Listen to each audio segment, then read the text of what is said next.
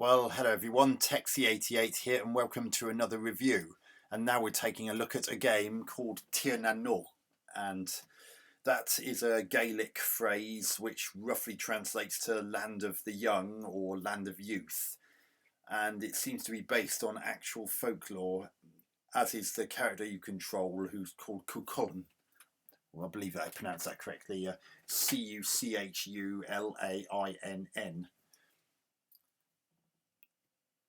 And you play a character who's already dead and is in this otherworldly place and has to get parts of something called the Altar of the Seal and get them back to where you start the game,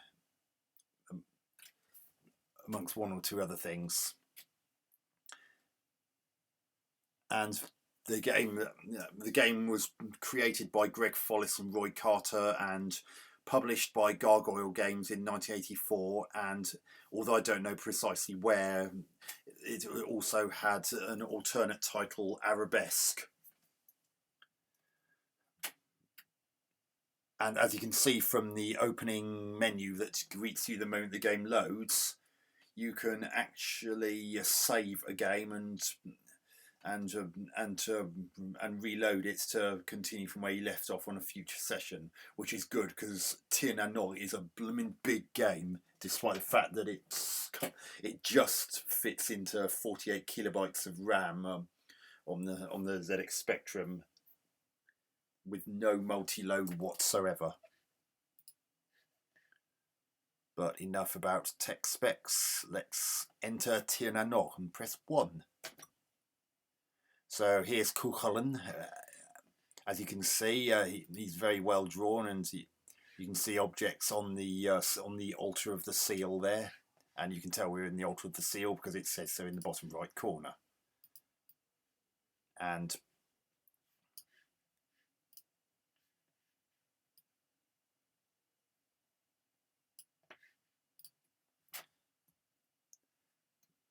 although the graphics are glitching a bit here, ignore that glitch. There isn't supposed to be a line coming out of his arse.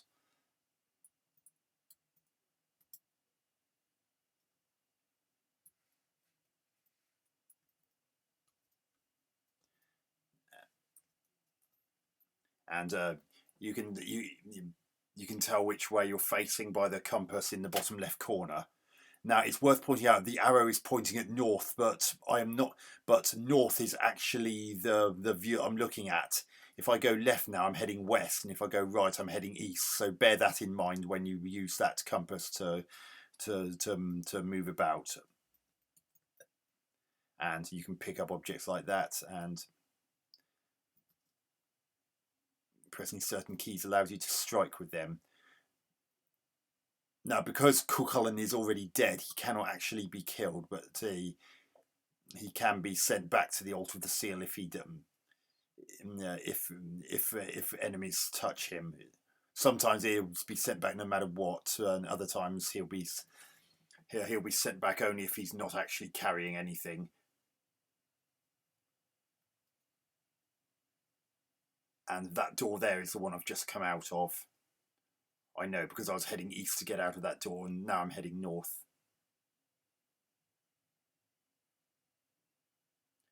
And the first thing you notice, particularly when you're outside, is how absolutely stunning the animation and an overall graphical presentation is. Remember, this is a 48K Spectrum, and you're getting absolutely beautifully animated sprites like this. Now we're looking south, but I'm heading west at the moment. Everything moves really smoothly. And I've just entered another area. Now I was just in Lonliath, now I'm in Badhelm.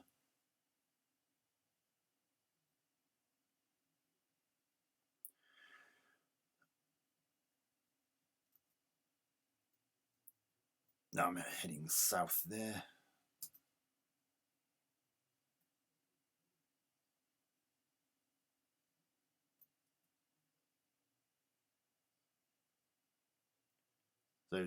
So this I believe this game's class as being a graphic adventure. Although one thing I will point out is that it's a bit my brother used to have this back in the day, and one thing that perturbed me, he had a version that was actually on a compilation. And one thing that is particularly galling about the bit being on a compilation is, unlike versions sold singly, you didn't get the map if it was in a compilation that you would have got, would very likely have got had you got the game by itself. Problem is, the game was 5p shy of £10, which would have been a lot of money for a child back in 1984.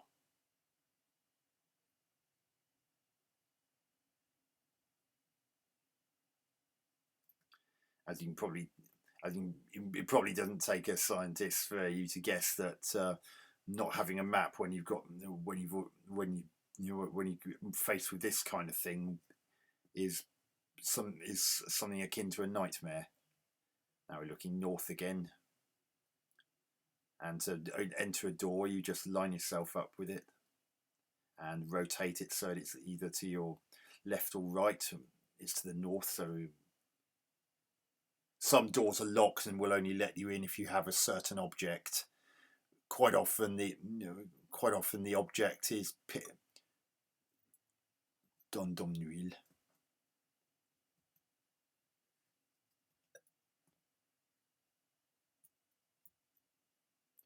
Now, don't think there are absolutely no enemies or anything like that. There most definitely are. The most prominent one is a chimpanzee-like enemy called the Shida, Sidhe, and they just wander around, and they're very dangerous unless you've got a weapon that can actually well, you can knock them out for a little bit, but you can't actually kill them, because, as I mentioned, Kuchlin's in this other world type thing where he's already dead anyway, and so as a result, he's not exactly on the earthly plane, and nor the Shida, or nor any of the other creatures that. See, there's an example of a door which I can't get in unless I've got a certain object.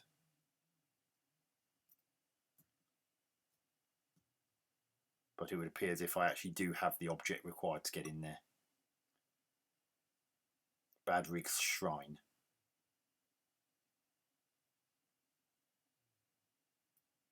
Well, that's exciting, isn't it? Oh, there it is. Now that's actually telling you what you need to bring there. In this case, it appears to be a feather.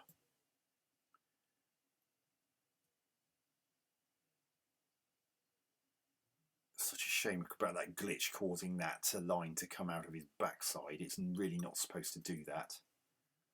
If you just ignore that line, you get a good idea of what it's supposed to look like, i.e. no line coming out of his rectum.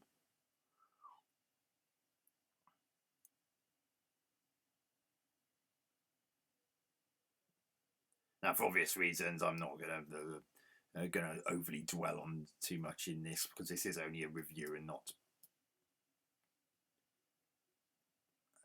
an actual playthrough, because that would take more than a little while.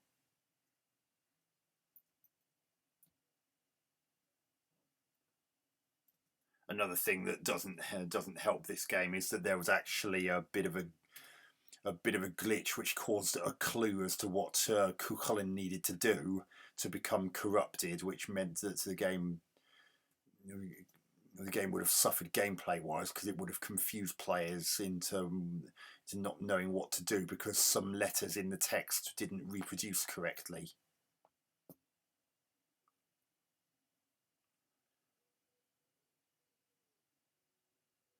Animation on that volcano in the background was so well done. In fact, everything about the presentation is beautiful. I believe that Cuchulainn actually has 64 frames of animation to him before he completes his walk cycle.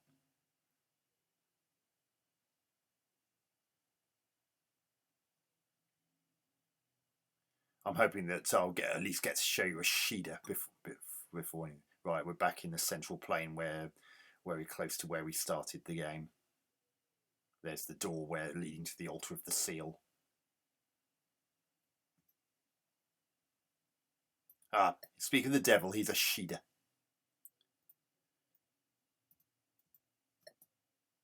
Now, I haven't killed him, I only knocked him out, but see, after a while he gets back up and continues on his way, and to a certain extent he follows you. But bear in mind that a Shido never leaves the area it's in, so it will not go outside of this particular one, won't go outside of Central Plane.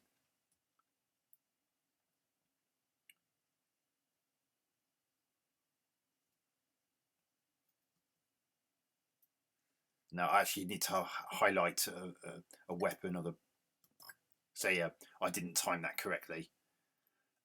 And you highlight a weapon by pressing some of the keys on the top level of the keyboard, such as the number keys.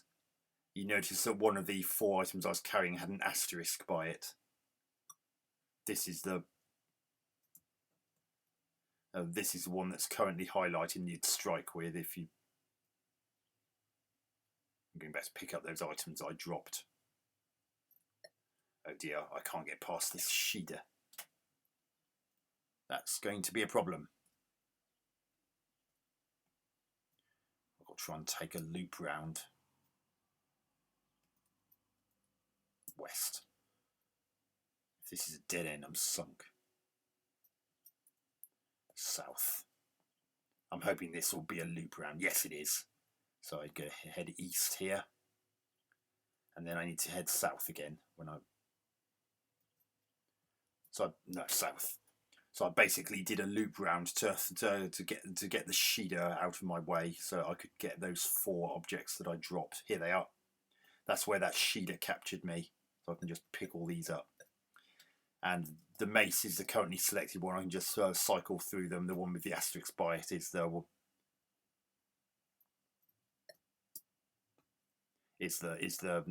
weapon that I've currently got selected. Now I'm going to head east here.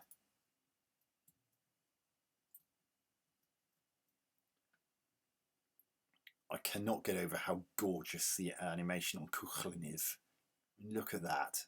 This is a 1984 game on a Sinclair ZX Spectrum with only 48 kilobytes of RAM. And you had animation of this quality that still looks absolutely gorgeous today.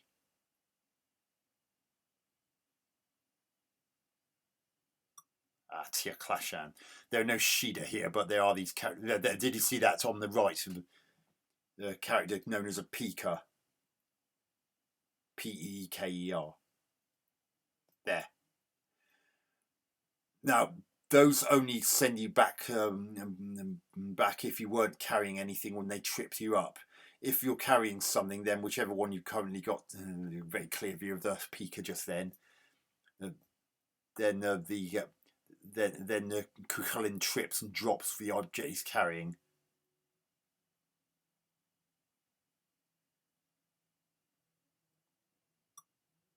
Now we're in Storm Base. Kuchlin can only carry 4 objects at a time, so you need to bear that in mind so you're not overloading his inventory in case you needed to pick something up.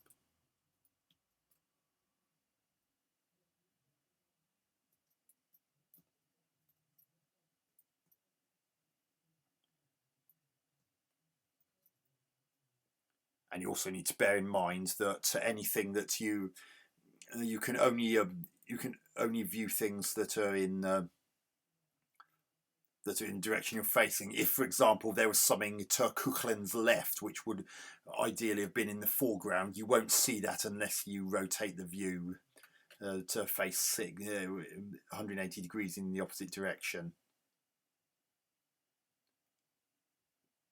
So anything that's to the south of Kuchlin now will not be seen.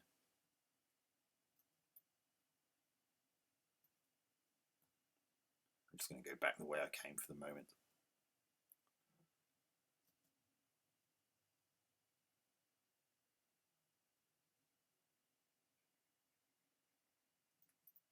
See, that's a door there, but I can't access it because I'm not actually on the path with it on.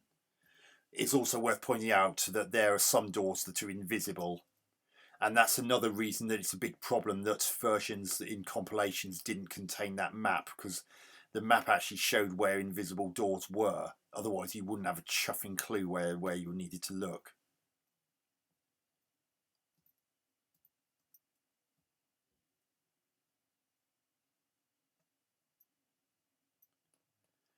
And although the map has rotational symmetry, which gives you a clue as to where invisible doors could have been, you also need to bear in mind that some of, as I said, some doors, including some invisible doors, may require an object in order to enter them. Of course, if the door's invisible, you don't actually know what the object is that you need.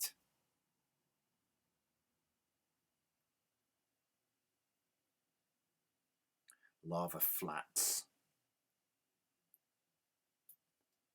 And no, you can't walk off. You can't walk off the off paths. You're stuck to them. See, I can't pick that up because I'm carrying too many objects. So I'd have to drop one of these in order to.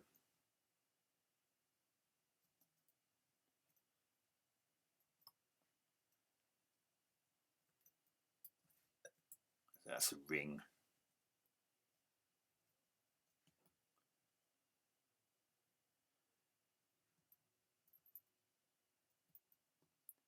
And remember, I mentioned that there are objects depicted on the altar of the seal.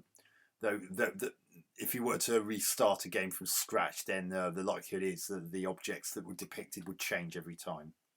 Plane of Lies.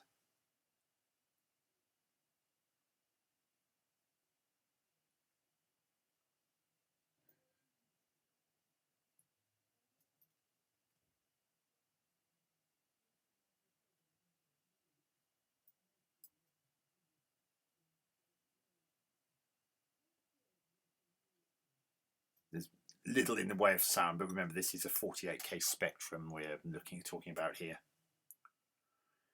Back in Central Plain again, which is that area where we which actually contains the door with the altar of the seal in it. He's our friend the Shida. Oh blast! But I think I'm going to wind up the review there. So basically, you're trying to find parts of the seal which are actually depicted on that altar there, and sometimes you may be able to just pick them up. Other times you may have to prepare by getting certain objects that you need in order to get them. And as I said, it is a bit of a problem that certain versions of Tír Na Nòg, particularly those that are in compilations rather than the game being sold by itself, didn't contain certain quite crucial elements of information that would have made, which would have left far fewer gamers playing the game scratching their head and wondering what the hell they were meant to be doing.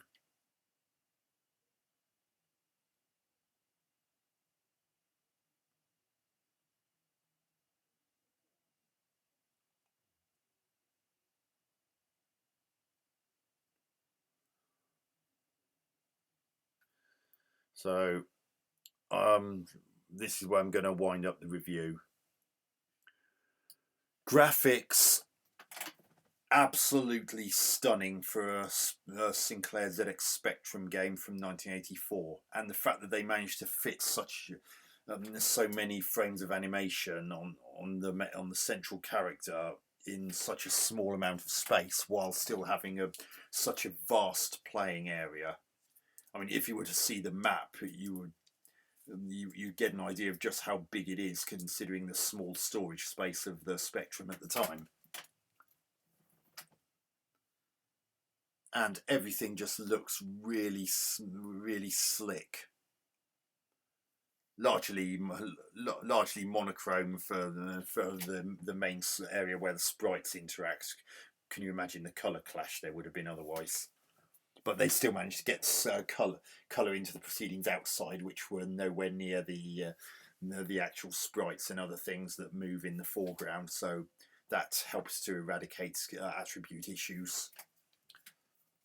Sound, it's very sparse, but remember, as I said, this is a 48K Spectrum game, and given the size of the actual game, there probably wasn't a huge amount of space for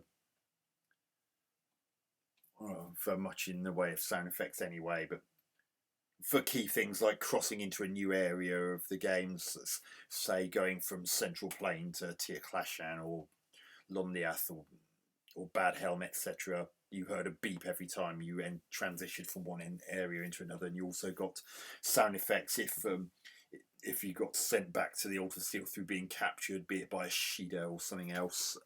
And of course, you get an alert when you're in close proximity to a Shida, which is very good because sometimes you won't actually see them if they're just around a corner from you, and until they come into view from around that corner, there is a danger that you could walk into one and get captured by one that you couldn't see because it had yet to actually finish coming round the corner. That's why it can seem like a Shida seemingly comes out of nowhere when in fact it's just come from one of the paths of a junction.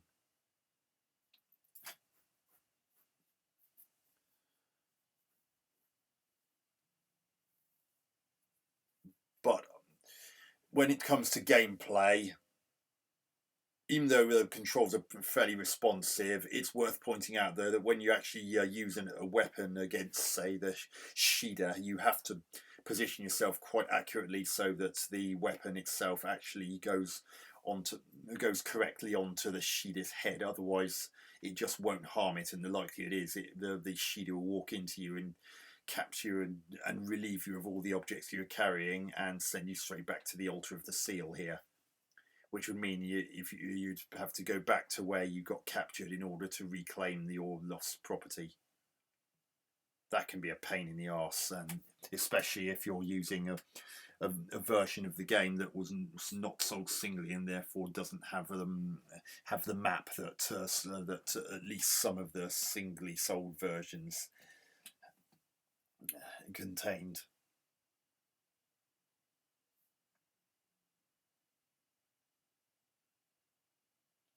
And also the aforementioned glitch, which caused a rather vital clue to not reproduce correctly. So,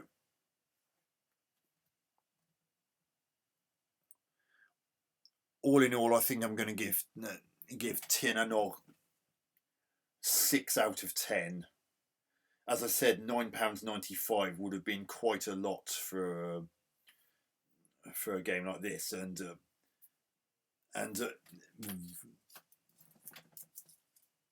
especially for a child in 1984, and for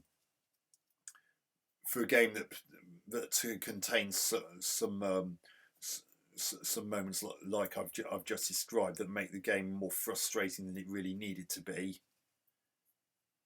Coupled with the fact that some versions didn't contain the map that I mentioned, and therefore you wouldn't even known that there were invisible doors necessarily, especially as the version that my brother had in the compilation, which I can't remember the name of now. I remember that it contained the first Cauldron and also contained Arctic's World Cup football.